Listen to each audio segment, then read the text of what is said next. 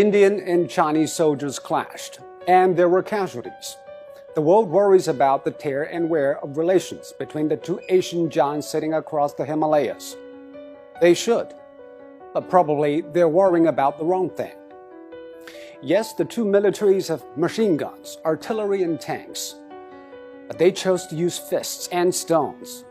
That fact itself says a lot about the restraints exercised on both sides. But what is alarming is the extreme reactions.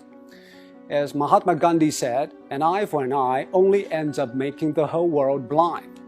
Let us not be blind, especially when the future of a third of humanity is at stake. China and India share so much. Geographically, we share 4,000 kilometers of borderlines. Historically, we share 2,000 years of relations. Yes, we fought a war in 1962 and still lived in the shadow of the event. But the shadow pales in comparison with the bright arc of peace and stability. So, what is in the way of keeping the arc alive? C. Raja Mohan wrote in Foreign Policy in 2010, in the past, India balanced Beijing through alliance with the Soviet Union. Today, it needs a strategic partnership with the US. And this kind of thinking has quite some following in India. But it belies a bigger picture. The world is different. Geopolitics is no longer as relevant as before. Today, no country would invade another to extract resources, since it can make deals through trade.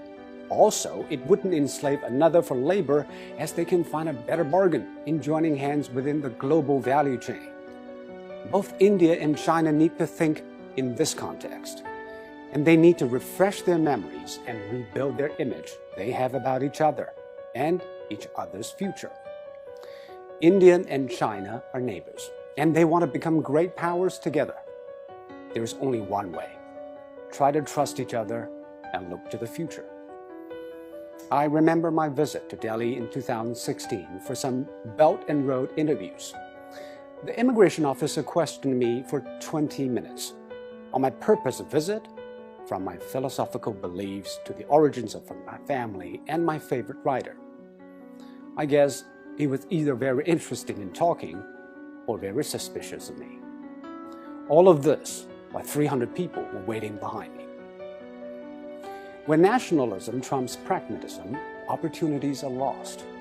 Both India and China are building roads and bridges across the border, but they need not outbuild each other. They can build together. Even though the participation in the BRI could remarkably boost Indian infrastructure, India said, thanks, but no thanks. When Chinese investors are eager to set up businesses and their Indian partners are craving the same thing, they're not always welcome in government buildings and civilian sitting rooms. India will be a great power, but only when it's ready to open up, as China did in the 1980s. And when it opens up, there won't be any other direction better than China. Let me give you some numbers.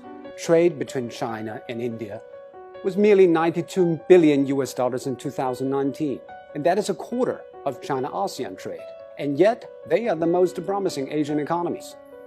And amazingly, after the border scuffle, a leading body of Indian traders has called for a nationwide boycott of Chinese goods, as they want to cut trade by another $13 billion this year. We are asking the citizens of India to boycott usage of Chinese goods across country.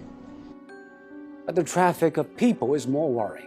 In 2018, only 300,000 Chinese visited India, and the same year, 8 million went to Japan.